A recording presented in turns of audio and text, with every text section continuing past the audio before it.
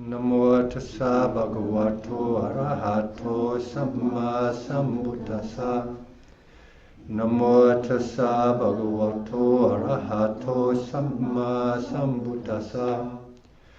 Namo tassa bhagavato arahato samma sambuddhassa. Buddhang saranang gacchami, Dhammang saranang gacchami, Sanghang saranang gacchami, Dutiyampi Buddhang saranang gacchami, Dutiyampi Dhammang saranang gacchami, Dutiyampi Sanghang saranang gacchami, Tatiyampi Buddhang saranang gacchami, Tatiyampi Dhammang saranang gacchami, Tatiyampi Sanghang saranang gacchami. Welcome to this Dhamma talk. Tonight the topic of the talk is waking up. And I'd like to begin with a quote. I've heard this quote a couple of times this year, and it's from Shakespeare's play Hamlet, Act 1, Scene 5. Hamlet says to his friend Horatio, "There are more things in heaven and earth, Horatio, than are dreamt of in your philosophy." And to me this means even though we can talk about waking up from various perspectives, such as the orthodox perspective of Theravada Buddhism, it may not be like that for everyone. And we can have fixed views and unable to see the depth and the possibilities from other pathways of awakening. Some perspectives are beyond the scope of human logic and reasoning. And tonight I'd like to provide just a couple of perspectives, maybe 3 perspectives on waking up, so we can just get a sense of how different it is across different perspectives. And I'll focus on that of early Buddhism, and but ultimately what is true and reality for the individual is what happens when we wake up. So in a research paper, and this is coming from a perspective of contemporary psychology, in a research paper by Steve Taylor, a research practitioner psychologist, he defined awakening experiences as temporary expansion and intensification of awareness, in which our state of being, our vision of the world, and our relation to it are transformed, bringing a sense of clarity, revelation, and well-being. We perceive a sense of harmony and meaning and transcend our normal sense of separateness from the world, experiencing a sense of connection and even unity. Taylor goes on to write about how there's low, medium and high intensity awakening experiences. And a low intensity experience could be something as simple as feeling more aliveness, a feeling more aliveness and some peace, perhaps, or some greater awareness. A medium intensity experience could be a perception of compassion or universal compassion and connection. And a high intensity experience could be a complete dissolution of the ego. Interestingly, they did research into the sorts of triggers for awakening experiences, and they were mostly related to psychological turmoil. I've got the percentage here, 60% of cases there was some sort of intense psychological distress, such as bereavement, severe illness, depression, or facing a life-threatening illness or crisis. And these types of experiences, I think, are in line with what we talked about in the first night, as these 4 Noble Truths, dukkha, cause of dukkha, freedom from dukkha, and the way to be free, kind of happens in a sequence. Like when we can attend to dukkha, turn to dukkha and understand it, this gives rise to being clear about the causes or the origins of dukkha. And what we discover is the origins are in our heart, are in our mind. They are mental distortions, these mental distortions driven by greed, ignorance and hatred. And when we can realize that, the task of the second truth is to release it. And when we release these causes of suffering, there's a sense of freedom. If we release, and I've been saying this all along throughout this retreat, and I mentioned it this morning, I think, we, like Ajahn Chah says, if we let go a little bit, if we release a little bit, we have a little bit of peace or freedom. If we let go a lot, we have a lot of peace or freedom. If we let go completely, we have complete peace, complete freedom.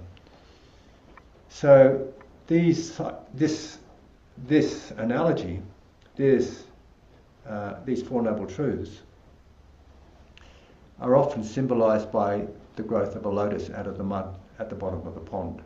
And the richer the mud, the more composty the compost, the richer the compost, the more shit at the bottom of the pond, the more beautiful does the lotus grow.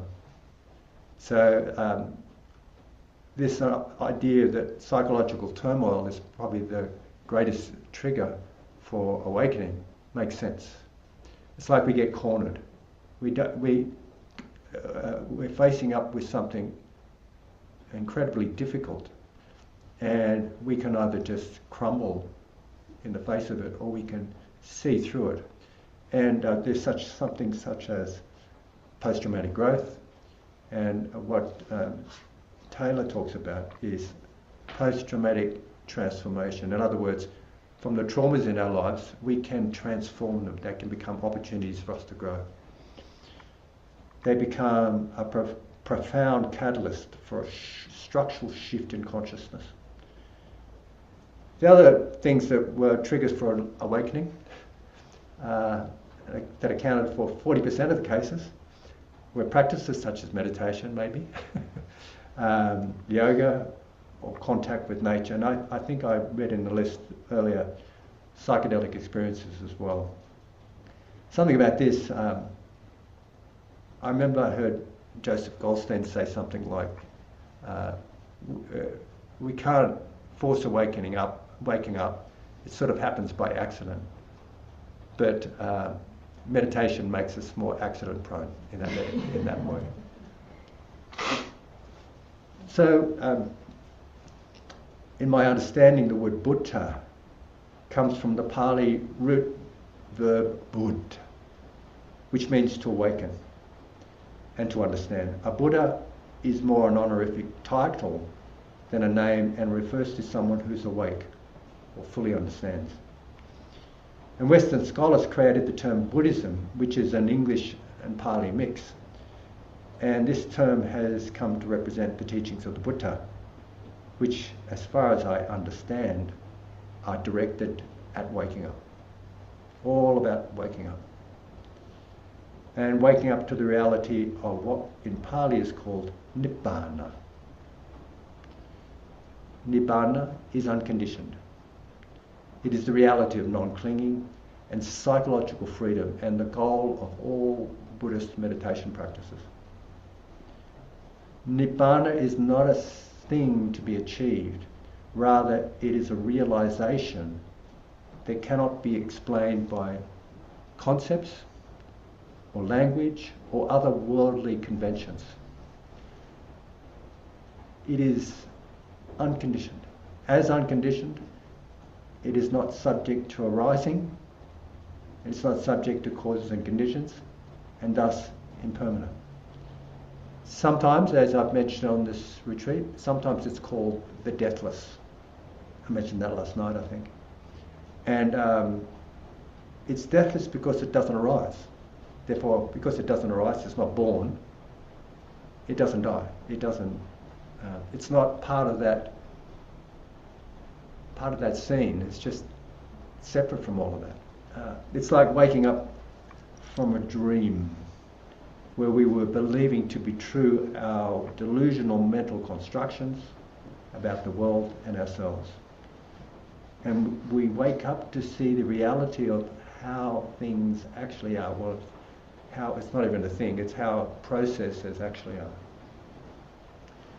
According to some scholar practitioners, awakening has two levels: noble and ennobling. And I've mentioned this before, but I'm going to repeat it. Ennobling awakenings may not involve a realization of Nibbana, but be on the path to this realization. In my view, ennobling awakenings also involve significant realizations that could be called therapeutic. It's my view. That is, we may clearly wake up to an unhelpful or unwholesome psychological pattern, and in doing so, we are no longer under the spell or no longer driven by these unwholesome patterns. We are relatively free. Noble awakenings, on the other hand, are experiences that are more considered with those related to Nibbana, the third noble truth. And as I mentioned, the realization of awakening to the reality of Nibbana is the ultimate goal of all Buddhist traditions and practices. However, there are differences in how the traditions talk about how you get awakening, or what awakening is, and how they structure and describe awakening experiences, as well as practices that lead to this. I was on a retreat. It was an online retreat, and I was practicing here up in the studio. Actually, I attended this retreat online in the studio here. It was a really great retreat. It was with Analia and Venerable Chan Master Gyalgo. I think that's the way you say it. And Venerable Gyalgo is not only a very strong practitioner, but he's also a scholar. And he talked about three developments in Buddhism. This is really interesting. Three developments in Buddhism.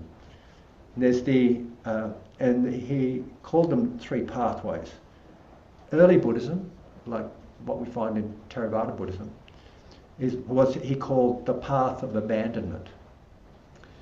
And this path focuses on letting go of greed, ignorance and hatred. It's abandoning these qualities, abandoning the mental distortions. So when we eliminate the causes of suffering, or dukkha, we realize Nibbana. So when we abandon the causes of suffering, we realize Nibbana.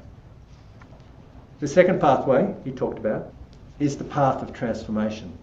And this, you might find this in Tibetan Mahayana Buddhism and Vajrayana Buddhism, which is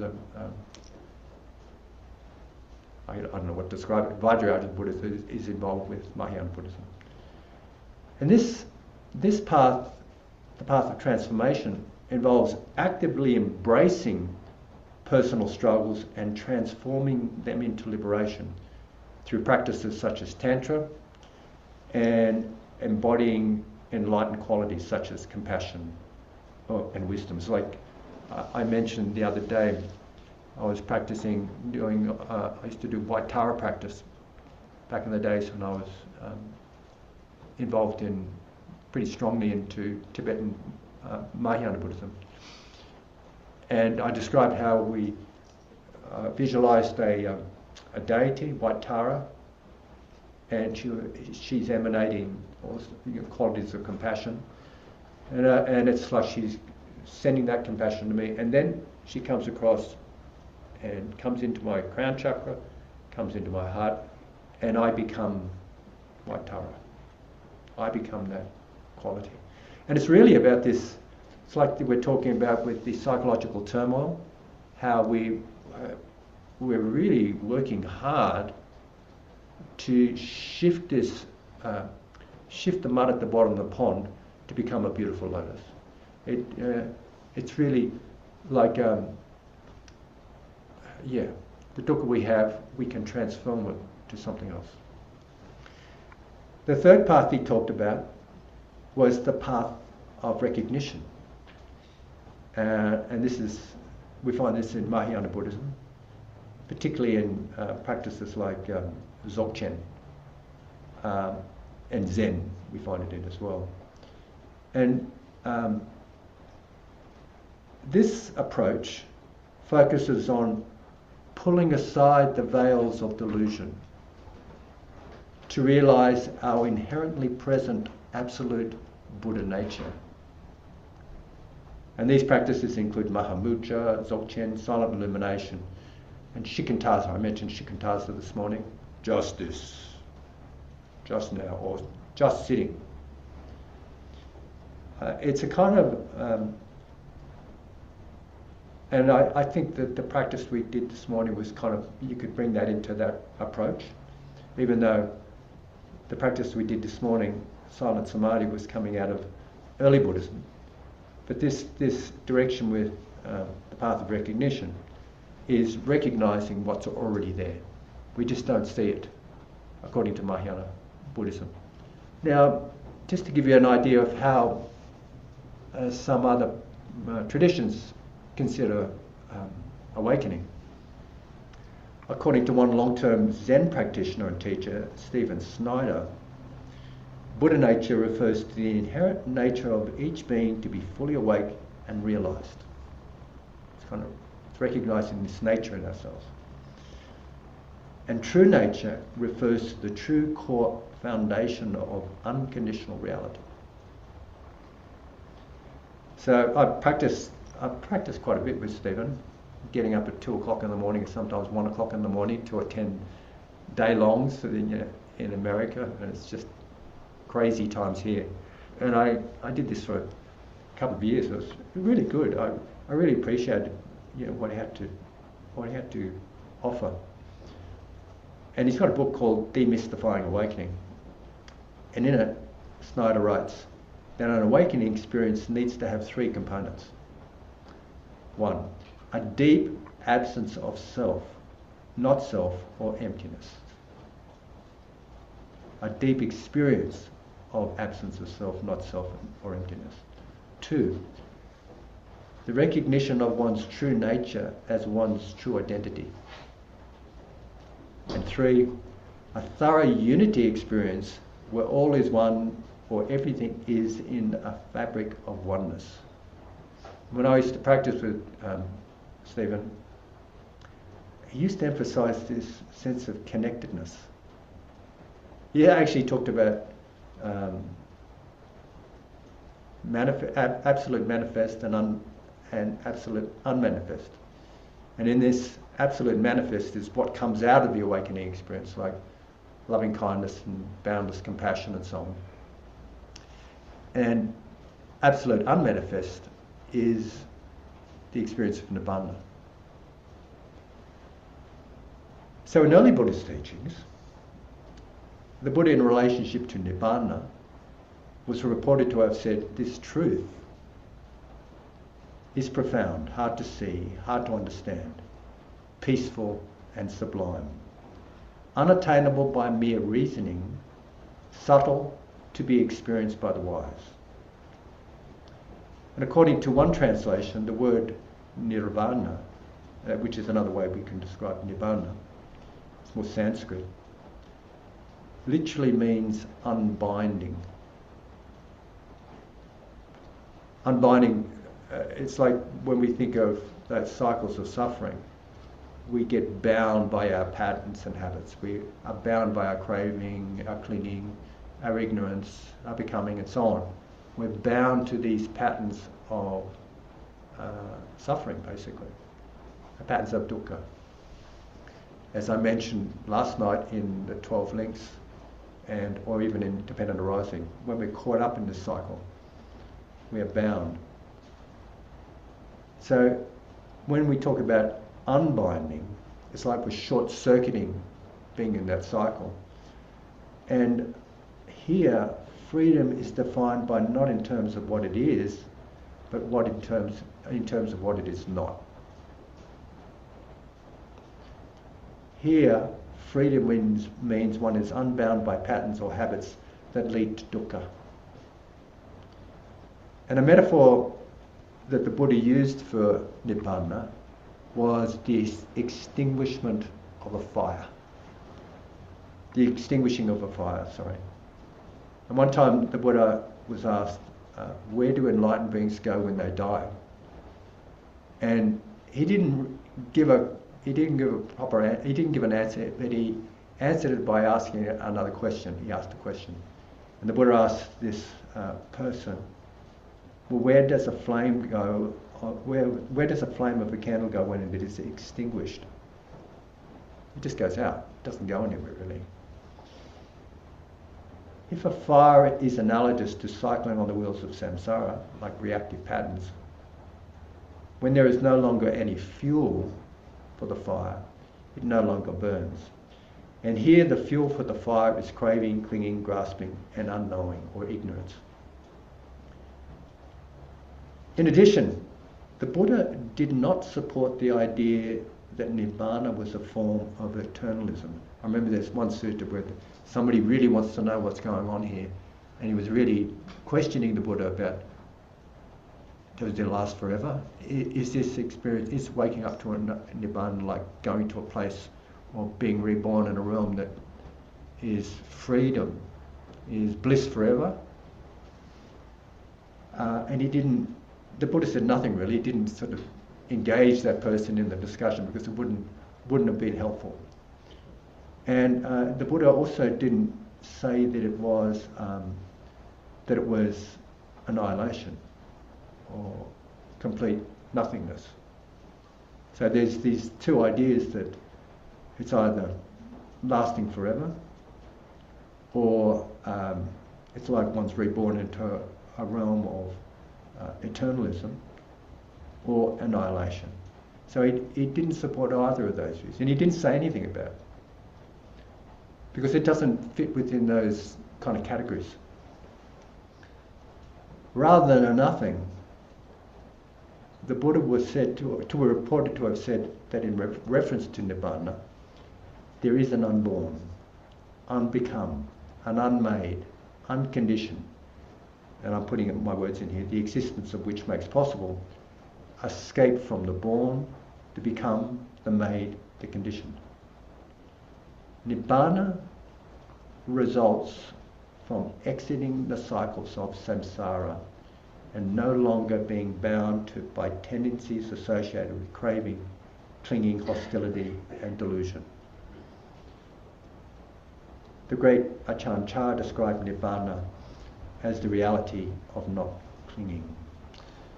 In early Buddhism, just coming back, I'll just mention when I've read about and talked to Stephen Snyder, he describes these various awakening experiences as kensho, or the Zen practice as kensho. And according to that tradition, you can have lots of different kenshos. Like, you can have many moments of awakening experiences. And he sees them like they're kind of accumulative, and you can have little kenshos and big kenshos. And it's like this, it's like you're becoming, your Buddha nature is getting, like, it starts off at the low percent and then it gets bigger and bigger.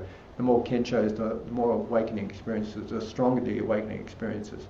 I think it eventually leads to Satori, where there's like 100% of awakening experience, so you become fully awake. But in early Buddhism, it's a little bit different. In early Buddhism, they talk about 4 stages of awakening. And these 4 stages of awakening are marked by the experience of Nibbana, or the realization of Nibbana. And they're also kind of systematically defined by releasing various fetters. Fetters are what hold us back. These fetters include 4 of the hindrances, and also various psychological patterns and Yeah, look, I'll read through the fetters and let you know what they are. So, the first stage of awakening is called a stream enterer. It's called a stream enterer because it's like this practitioner enters the stream and they're destined to arrive at the ocean. They're destined to arrive at the freedom of the ocean. They can't go back. In this Theravada perspective of waking up, it's all about not being reborn back into samsara. What this means is that we lose that. Yeah, it's about not being reborn, and we talked about that last night. So, what happens with a stream enterer? They have a glimpse of Nibbana, or a glimpse of the unconditioned, and this particular practitioner will enter the stream, destined for full awakening, but it's said that they have no more than 7 births. So I don't know how they calculated that, but anyway, 7 births back into the human realm, back into the human central realm. They just haven't got it in them to have more than 7 births back into the human realm. So they're waking up a little bit. And what happens with that particular stage of awakening, that power of that glimpse of Nibbana has the power to eradicate something called identity view. And this identity view is like a belief, it's a view. It's a belief in a permanent, independent self or soul. It breaks down that belief. They start to see beings as not their personality, but causes and conditions. The next fetter that is uprooted is paralyzing doubt.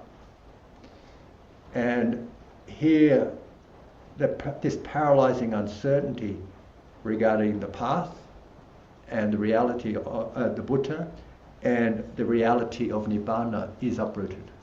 There's no more doubt about this. They say there's unshakable confidence in the teachings of the Buddha and the reality of Nibbana.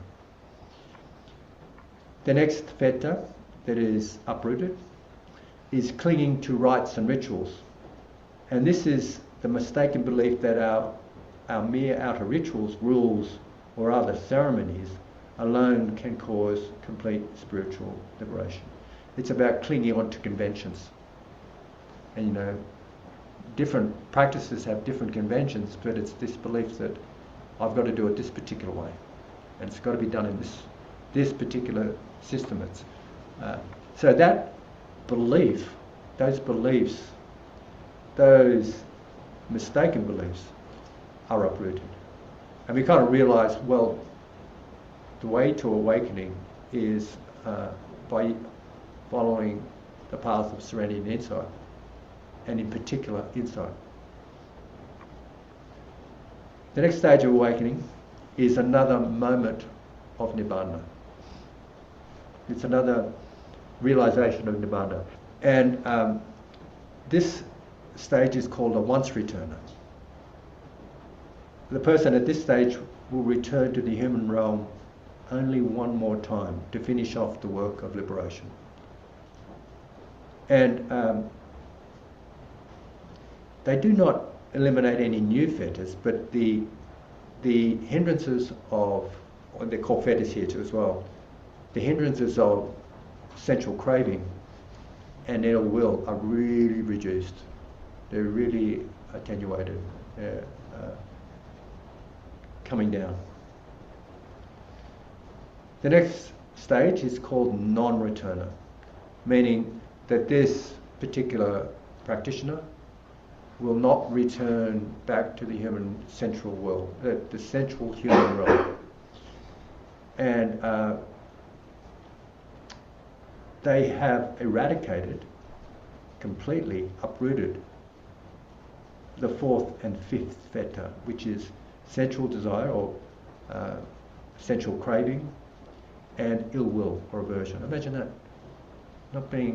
Not having any irritation when you're blowing your nose or your nose is dripping, or not having any aversion. And I think that's kind of replaced by a sense of equanimity. Although I won't go on a tangent here. I had this big discussion on a days of meditation about whether an enlightened person can experience anger. I won't go into that discussion now. Maybe in the discussion time. And so the fourth experience of Nibbana is called Arahant, and it's fully awakened. One is fully awakened, and there's complete psychological freedom and the end of suffering, or the end of psychological suffering, dukkha. And the fetters that are uprooted, eliminated, are craving for the material realm. In fact, it's talking about the material jhanas, but craving for sublime material states. The next one is craving for, even if it's subtle, a wanting for these immaterial spaces, these immaterial jhanas. They're pretty sublime experiences, and there's a subtle craving for them. Fetter number 8 is our friend conceit, I am, that we talked about 2 nights ago. The conceit I am, or self-conceiving. This is the subtle, deep-seated habit of self-referencing and comparing oneself to others or even oneself. There's building and conceiving of a self-concept and clinging to it. That's uprooted. The 9th fetter to be uprooted is the 4th hindrance, which is residual and subtle mental unsteadiness or agitation, restlessness and agitation. This is at a very subtle level. We still have that hindrance up until full awakening, and it's this subtle agitation, it's a subtle unsteadiness.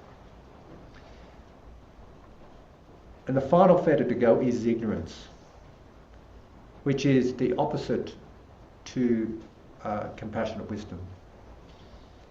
It is ignoring the reality of ourselves and the world around us. And other terms for ignorance are delusion or unknowing. The mental distortions driven by greed, ignorance and hatred can be deceiving. And the mental distortions can justify themselves until we can see through them. Until we can see through them and no longer feed into them. Ignorance is the last fetter to go before complete awakening. And when we wise up to the fetter, the impact of this fetter, and transform it with insight, we are free from cycling in the wheel of samsara, the wheel of suffering. Do you remember how I was speaking last night? When there's no ignorance, when ignorance ceases, sankharas or volitional formations cease. When that ceases, everything else ceases in that cycle. So when we hear about these, the way enlightenment is described and awakening is described, it's pretty natural for our egos to think, oh, I remember. Do I have any paralyzing doubt? No, I think I've uprooted that one. Maybe I'm a Sotapanna. I remember that experience back then when I could see completely that my personality was just a view. My belief in this personality is just a view. I can see through that. Maybe I'm a Sotapanna. Oh, maybe I'm a once returner. And it's a bit of a trap. It's a natural urge for the ego to analyse, judge, and sometimes even publicise their temporary awakening experiences as irreversible enlightenment. However, this preoccupation is a form of conceit that breeds further delusion. I must admit that I've kind of engaged in this one. I don't know if anybody else is here has engaged in that. You know, thinking that, oh, maybe I'm enlightened. I realised that after a while of doing this, I just realised it was a form of conceit. I was kind of building up this image of myself as whatever it is, an enlightened being, or maybe I'm a Sotapanna. And I just kind of let it go. I thought it was not worth thinking about. And in the Theravada traditions, monastics are forbidden. They're forbidden to claim any spiritual achievements. That's including the jhanas, actually. But to claim they're a Sotapanna or a stream enterer or once returner or a non-returner or a arahant is forbidden. And it's forbidden because it misleads lay supporters and can often feed into a false sense of superiority. And even if it's true, they really are an arahant, it just makes people confused. It disrupts the unity of the sangha. Like people will favour this person over the other members in the sangha and so on. So it's forbidden. It's part of one of the precepts. And Ajahn Chah, I think I might have mentioned this to some of you. I mention it often. When practitioners at IMS, Insight Meditation Society, when they were practicing, and Ajahn visited, I think he visited in 1979. And I think Jack Cornfield was translating for him. I think that was the case. When he went there, a lot of practitioners were kind of lining up outside his door to validate their achievements. You know, they wanted to know if they were Sotapanna or once returner or, you know, whatever they were. And he just asked them, "Are you still suffering?" And they say, yeah, I'm still suffering. Well, he said, "You still got work to do." I think that's a really cool response. And when monastics ask him about their awakening levels, and this is according to Ajahn Jayasaro in his book about Ajahn Chah, his response was always, "My nair," which means, well, no, so you can't really be certain. Can't really be certain about this. And in fact, that experience, that quality of uncertainty is actually aligning with the nature of Dhammas. It's in line with that characteristic of, universal characteristic of existence called dukkha, because we can never be really sure what's going on. We can never really know.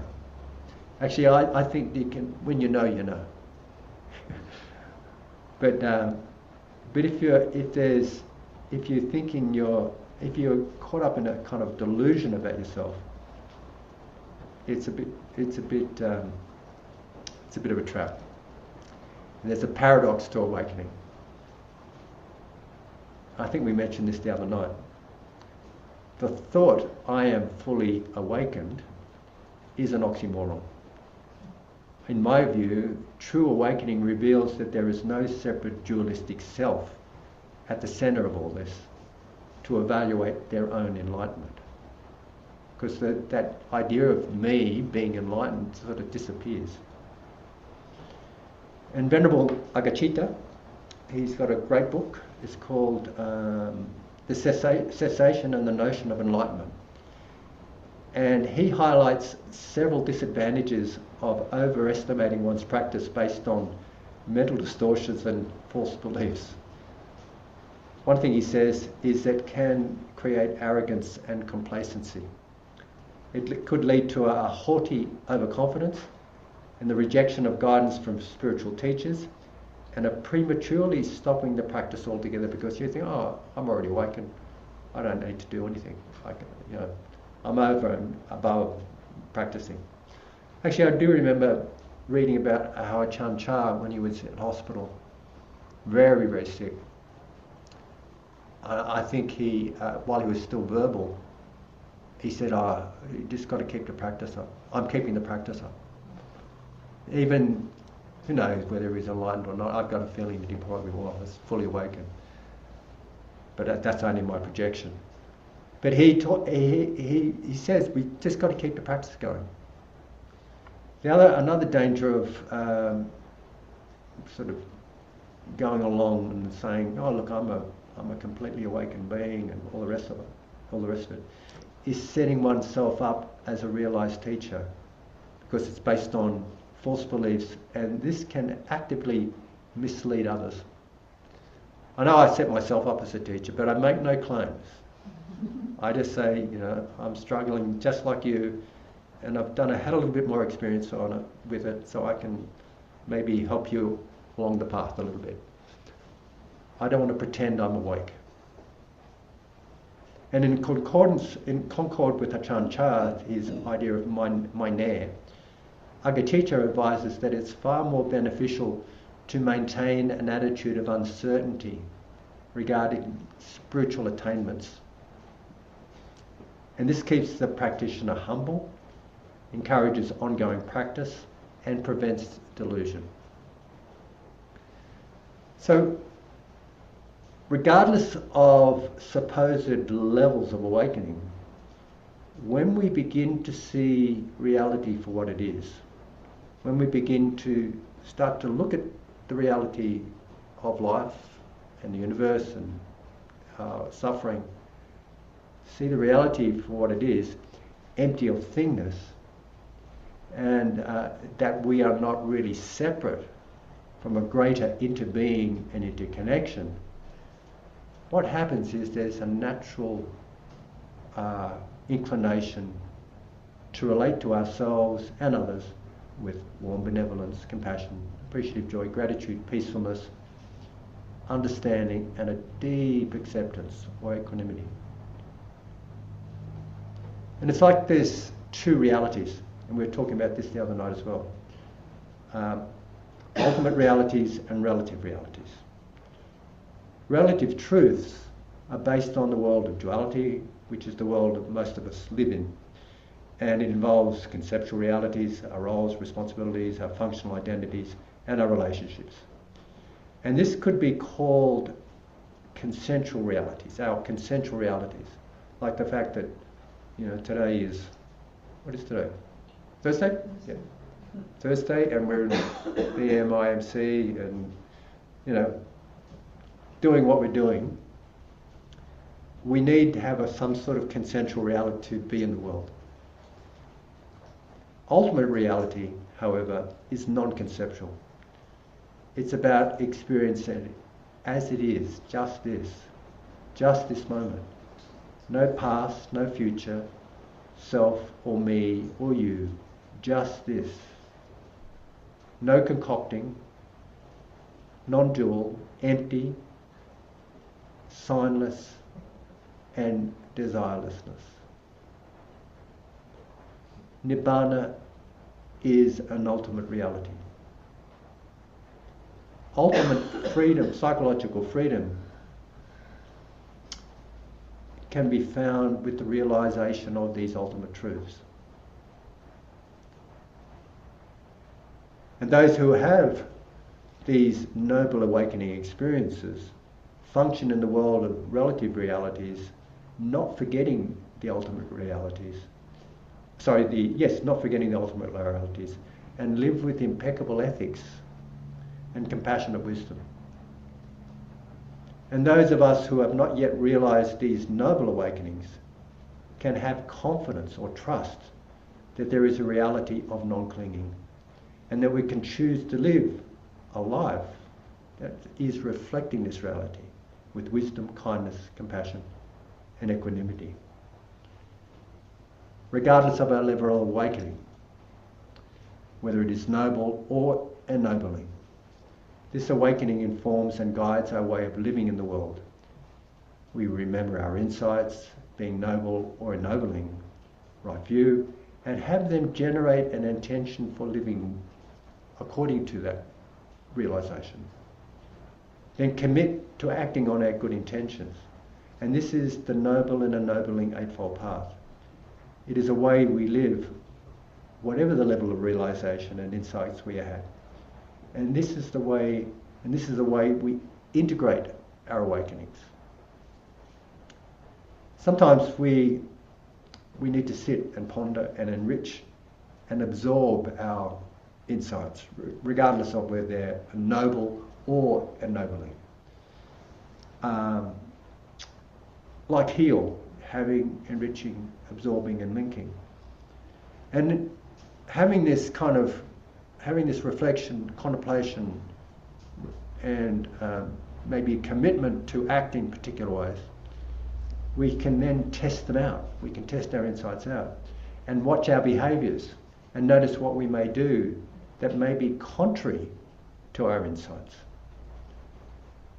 We can then make the resolve to act in ways that we feel like we are inclining towards the realizations that we've had, and adjust our behaviour, almost like in behavioural ways, like making a commitment to act in a particular way, having intentions, resolves, and just living that out. Living according to our good intentions. And we let go, we let go, we let go. And apply the 7 factors of awakening: mindfulness, mindfulness investigation, energy, joy or piety, tranquility, concentration, and equanimity. And be curious. Live the awakened life.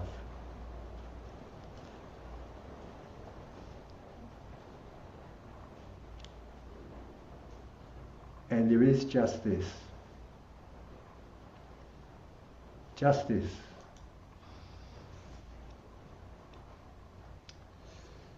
I think, in my understanding, it's this realization that there is just this. Everything else is a mental construction. And we construct time. Just this is timeless.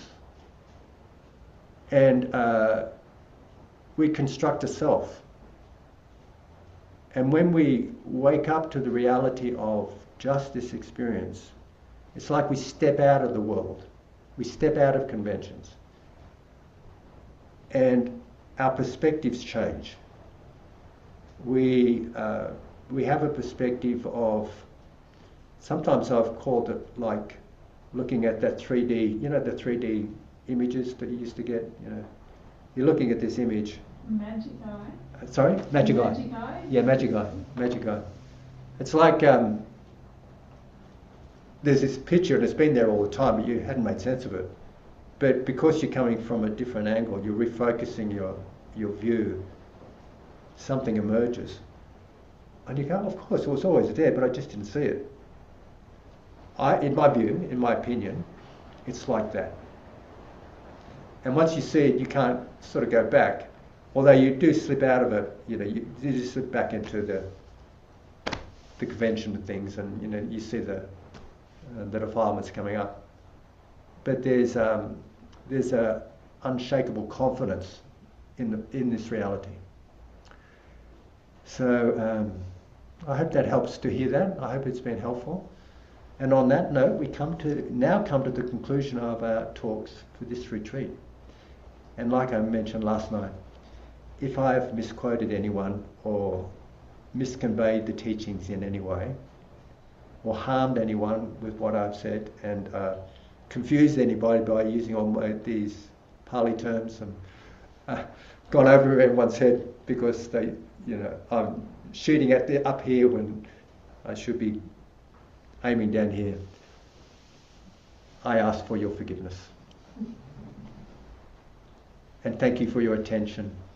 And may we all wake up to the reality of the way things are and experience the supreme happiness, security, peace, and liberation of Nibbana.